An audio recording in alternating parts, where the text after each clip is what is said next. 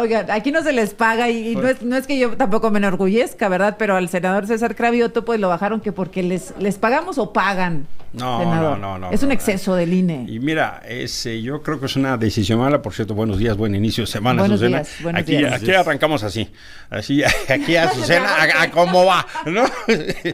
Es como los veo tanto. Mira, la verdad es que sí, pues desde extrañar le mandamos un abrazo al César Cravioto. Estábamos muy a gusto peleándonos con él, hombre. Nos llevamos, no sé, ya unos 2 meses. Sí, claro. Y sí, por supuesto, no recibimos salario, pago ni monumento alguno. Al contrario, venimos por disposición propia, a invitación de Azucena, con gusto. Gracias. El INE tomó la decisión. Yo ahora, en la mañana me confirmó Jorge, yo no tenía claridad de esa decisión, de bajar a quienes están en candidaturas, ¿no? Quienes están en candidaturas. La Comisión de Quejas del INE consideró que eso da una ventaja desigual, o eso da una ventaja comparativa. El tema empezó con Lili. No les prohíbe las entrevistas. No. O sea, no tiene sentido. Yo honestamente no acompaño ese criterio. A mí me parece un error. Porque, bueno, luego si entrevistas solamente a César Cravioto y no a los otros, entonces te acusan de inequidad y si no de que estás pagando, y entonces es un despropósito. Es un despropósito, y además, digamos, por ejemplo, ¿no? Radio Fórmula logró un equilibrio muy inteligente, ¿no? Y que eso lo que hace es, con mi perspectiva, es ayuda al voto informado, ayuda a la reflexión en el marco de libertad de expresión. Esa es mi humilde opinión. Jorge Gaviño, y te toca doblete esta semana aquí. Y además bien contento, gusto. estoy bien contento de venir contigo y con el auditorio. Saludo con mucho afecto a Emilio, que es un gusto, Jorge. Un conocido ya de hace muchos años y amigo. ¿Qué ven para el próximo domingo? ¿Cuáles son los riesgos potenciales de una elección como la que vamos a celebrar el domingo, senador Icaza? A ver, yo veo, déjame decirlo en 3 tonos, en 3 órdenes de idea. La primera es, efectivamente, yo creo que el INE no ha estado a la altura, hay que así decirlo. Hay un fenómeno muy notable de uso de recursos desde que empezó el proceso que el presidente dominó la competencia de las corcholatas, y que no se detectó, no se controló, no se organizó su fiscalización debidamente. Segundo, creo que tampoco ha tenido la fuerza suficiente para detener la intervención del presidente en el proceso electoral. Entre la Comisión de Quejas del INE y el Tribunal Electoral van casi 60 medidas cautelares que se dictan hacia el presidente, que el presidente no ha atendido. Y bueno, sigue hablando ahora del proceso electoral. ¿No? Sigue generando una intervención ilegal e inconstitucional, y que por supuesto eso afecta. Por ejemplo, ha hablado más de 320 veces a favor de Sheinbaum, y ha hablado casi 100 veces de Xóchitl, pero negativamente. Ahora, ¿hay posibilidades de presentar un recurso de nulidad de la elección? Es un recurso constitucional y lo valoraremos. Eso existe en la ley, es una forma de entenderlo, y en su momento habremos de valorarlo, pero es de suyo un recurso constitucional y es un recurso legal que existe. En una elección que tendría que ser cerrada. Sí, nosotros creemos que, digamos, el primer tema es el INE no ha estado a la altura. Eso, por supuesto, yo lo he dicho en la mesa del Consejo General, en los términos que ahora te estoy comentando. Segundo, me llama poderosamente la atención, Azucena, como en un espacio de menos de 2 semanas, Claudia Sheinbaum cambió de decir que la elección era un trámite a que iba a haber fraude. Eso obedece, la lectura que yo le doy, es porque la elección se cerró. Yo no entiendo cómo Claudia habla de fraude. Si ellos tienen al ejército, tienen a los siervos de la nación, tienen al presidente, tienen las mañaneras, tienen el dinero, tienen el aparato, tienen todo. Es más, tienen a Tadei, ¿no? Y entonces uno dice, ¿cómo habla ella de fraude? Es exactamente al revés. O sea, y un fraude normalmente se comete por parte del gobierno, de quien tiene las instituciones. La segunda, te diría, vamos a una elección mucho más cerrada. ¿Sí? Y la tercera es, yo no creo bajo ninguna circunstancia que Claudio tenga los mismos niveles de popularidad de López Obrador, bajo ninguna circunstancia. Al contrario, creo que va a tener mucho menos votos, y ahí el factor del voto oculto es notable. Lo vimos el domingo pasado, no ayer, sino hace 8 días, la marea rosa inundó como nunca el Zócalo y otras plazas, y creo entonces que vamos a tener una elección cerrada donde Xóchitl va a estar a favor. Lo dije aquí con César. Yo creo que nosotros la oposición se va a llevar 7 gubernaturas. Una elección cerrada a favor de Xóchitl Gálvez, y 7 gubernaturas. Mira, a mí me parece que a veces quienes militan en Morena tienen una especie de enfermedad o una cosa así, medio del síndrome de Estocolmo, porque están llenos de priistas, hispanistas y esperantistas. Para empezar, tienen a Bartlett. Y esta cosa del brío, ¿no? Castigan a los priistas a los que le ganan. Por ejemplo, el exgobernador de Hidalgo es embajador en Noruega. El Hidalgo castigó, ¿no? Con su voto. El exgobernador de Sinaloa es embajador de España. La gente de Sinaloa supuestamente lo castigó con su voto. La exgobernadora de Sonora es cónsul en Barcelona. El exgobernador de Quintana Roo, que también la gente castigó con su voto, es embajador en Canadá. El exgobernador de Campeche es embajador en República Dominicana. El exgobernador Murat de Oaxaca va a la lista del Senado. El exgobernador del Estado de México, Erubiel, va a la lista de diputados con los aliados, con el Verde. El exgobernador de Nayarit es consejero de la Comisión Federal de Electricidad.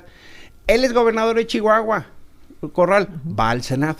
Y tienes la protección política al exgobernador del Mazo y ahora a la ex candidata del Moral, quien dice que se va. Es decir, están llenos de los que dicen que reprueban y que repulsan. La más reciente emigración, ¿no? Es Alejandra del Moral del PRI a Morena. Entonces, esta cosa que dicen pues serían ellos los mapachismos principales, ahí están, encabezados por Bartlett. Y le hemos visto no solo los acarreos atómicos de compra y coacción, paso de lista y cobro de dinero, pago de dinero, lo vamos a ver el miércoles otra vez con el acarreo atómico. Y están llenos de esa forma, esa práctica, esas culturas. Lo que dicen que no les gusta, lo reproducen nada más que atómicamente. Mira, yo creo honestamente que Morena no tiene autoridad moral para venir a hablar de eso. Mario Delgado es el líder del huachicol industrial atómico. Es decir, ya hasta tiene una serie de investigaciones, financiaron la campaña de Sinaloa y de Tamaulipas y su propia candidatura en Morena está investigado, los medios lo han dado a conocer. Eso es así. Y quien tenga duda también, lea el editorial de hoy de Héctor de Malión del pacto de este gobierno con el crimen.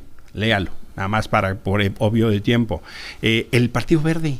Ahora resulta que el Partido Verde, con el Niño Verde, que tiene 25 años, son los líderes de la democracia, dueños del partido. Jorge Anaya, el PT, que es dueño del partido. O sea, ¿con qué autoridad moral hablan de democracia, por el amor de Dios? Y además, mira, sí hay un fenómeno que es muy importante. A Cabeza lo persiguen porque no quiso entregar, como pasó con Campeche, con Eliseo. A los que se enfrentan a este gobierno utilizan la justicia para perseguir a la oposición. ¿Cabeza de Vaca es un perseguido político? Sí, por supuesto que sí. Y lo mismo hicieron en la Ciudad de México, utilizaron todo el aparato, no para proteger a las víctimas del feminicida, sino para perseguir a la oposición y a los propios adversarios como Monreal. Ahí está la investigación del New York Times. Y sí creo que hay que tomar en cuenta que ya el Tribunal Electoral dijo la intervención tan notable que tuvo el crimen organizado desde el 21 en Michoacán, en Sinaloa, en Guerrero, en Tamaulipas, en San Luis Potosí, y eso es un pacto con el gobierno. Entonces, ¿qué creo? Que el fenómeno de cuando hablan del Fobaproa, digo, si este gobierno acaba de pedir 2 Fobaproas, por supuesto que eso estuvo mal y reprobable, pero acaban de pedir 2 Fobaproas, Jorge. ¿Estuvo reprobable? ¿Dices? Es reprobable el Fobaproa. Es reprobable. Pues ese señor déjame acabar la idea. Para que puedas decirla completa. Déjame que termine. Ustedes pidieron 2 Fobaproas de deuda. Ahora, Jorge, 2 Fobaproas. 2. A ver, Jorge. A ver, el contexto es que me interesa tu opinión. Sí, porque lo que no estás tomando en cuenta es que es un equipo extraordinariamente amplio y plural. Sí, extraordinario, pero ¿qué cabeza? No, perdóname. Cabeza de Vaca, seguridad, y el señor Fobaproa. Lo que tú tienes que tener absolutamente claro es, uno, no tiene autoridad moral para hablar del tema cuando ustedes endeudan 2 Fobaproas este año. A ver, te vas por el asume. Porque pero si yo te lo pregunté primero. Te estoy contestando. Asume que ustedes endeudaron este país con 2 Fobaproas. Vas a ver en la crisis económica que viene porque está con alfiler. Pero 2, ¿con qué el programa económico, el programa social está hecho por más de 300 especialistas. No te acepto esa caricatura, esa reducción que es, no te la acepto. Lo que sí te puedo decir es que Claudia estaba haciendo un programa encabezado con Ramón de la Fuente, que tuvo que hacer un lado porque el presidente le dijo cuándo era su programa el 5 de febrero. Le sacó las reformas constitucionales y Claudia dijo, asumo absolutamente por completo. Entonces le dijimos, miren, pasen a Palacio Nacional por las copias de lo que dijo el presidente, porque ese va a ser su programa. Bueno, la confianza del presidente no es voto, Jorge. Y yo sí creo... Ustedes se la han pasado criticando al gobierno. Bueno, esa es su campaña política. Hay elementos fundados cuando ves los homicidios, la salud, la economía, el tema de los apagones, el tema del agua. Hay elementos fundados, Jorge. Bueno, ahí están las cifras. Sí, pero entonces toma el otro dato sobre subempleo. Ok, toma el dato del subempleo, toma el dato de los 30 millones de personas sin salud, subempleo, Jorge. Pero es mejor el subempleo que el desempleo, como ustedes lo tenían. Es que me parece que los dos están dando cifras correctas. O sea, una cosa no elimina la otra. El problema de salud, de seguridad, etcétera, y el tema del salario mínimo, que a mí me parece muy respetable. El salario mínimo es de reconocerse, ¿no? Mira, hay tres cosas que se pueden reconocer. El incremento del salario mínimo, lo único que digo es que eso lo pagan los empresarios, no el gobierno. Segundo, me parece pertinente que se hayan subido, que quien no pagaba impuestos, pague impuestos. Y tercero, me parece que hubo reformas constitucionales que se avanzaron en democracia social. Por ejemplo, los programas sociales están en la Constitución gracias a que la oposición votó por ellos. Es cierto. Mira, Jorge, es parcialmente cierto. ¿Por qué? ¿Por qué parcial? Por dos ideas sustantivas. Primera, los programas sociales no los inventó Morena. Venían desde antes y Morena se va y los programas se quedan. Pero hay que entender cuáles son los programas sociales. Vamos entendiéndolo, mi George. Sí. O sea, eso es así. Los programas sociales vienen desde antes. Es una falsedad que Morena diga que los inventaron. No, o sea, de manera como política pública, esencialmente, en el México que hoy tenemos, empezaron con solidaridad. Así dicho. Puede o no gustarnos, pero sí empezó y han sido progresivos y hoy se entienden como derechos. Eso no hubiera pasado si la oposición no vota por ellos. Por eso digo es parcialmente cierto. Segundo, el fenómeno de la noción de derechos es justo lo que el fenómeno de garantizar a todos, y eso fue donde ¿Por qué votó? Y eso, déjame terminar la idea. Déjame terminar la idea. Eso es un pacto de Estado. Eso es un pacto de Estado, mi Jorge. Y por eso es tan importante que se entienda que no es que ustedes y que nosotros, y que es un pacto de Estado. Eso es lo que requerimos, mi Jorge. Estoy de acuerdo. Y por eso yo lo que digo es, hay que entender los dilemas que como Estado tenemos. Estoy de acuerdo absolutamente contigo. La pregunta es... La pregunta concreta es ¿por qué en la Cámara de Diputados, cuando queríamos subir, y lo hicimos, los programas sociales a nivel constitucional, en donde se necesitaban las 2/3 partes de la Cámara de Diputados, por qué el PAN, al que tú digamos, alineaste para ser candidato? Yo hice una alianza con el PAN. Está bien. Y con el PRD y con MC. Tú tienes la respuesta. Sí, soy militante del partido. ¿Por qué votaron en contra? ¿Por qué votaron en contra de los programas sociales? Porque este gobierno es el gobierno más opaco y con menos controles para los programas sociales. Y se pidió un mecanismo de control y transparencia, cosa que no quisieron hacer. Y los demás compañeros de la oposición consideraron que lo que importaba era la gradualidad. Pero lo que sí tú tienes que asumir es que los fenómenos de opacidad, discrecionalidad y falta de transparencia en los programas sociales no tienen precedente como en este gobierno. Bueno, pues el debate no se termina, pero hay que cerrar. Estamos el domingo ante un proceso electoral sumamente importante. ¿Con qué cerrarías, Emilio Álvarez y Casa? Yo cierro esencialmente, déjenme dejarles 3 ideas. Punto número 1, vamos a tener una elección cerrada y hay que estar en el ánimo de defender el voto. Número 2, vamos a votar todas y todos. Yo invito, y creo que la parte fundamental del cambio democrático tiene que ver para enfrentar esta regresión que estamos viviendo, y es lo que me motiva a mí en la coalición Fuerza y Corazón.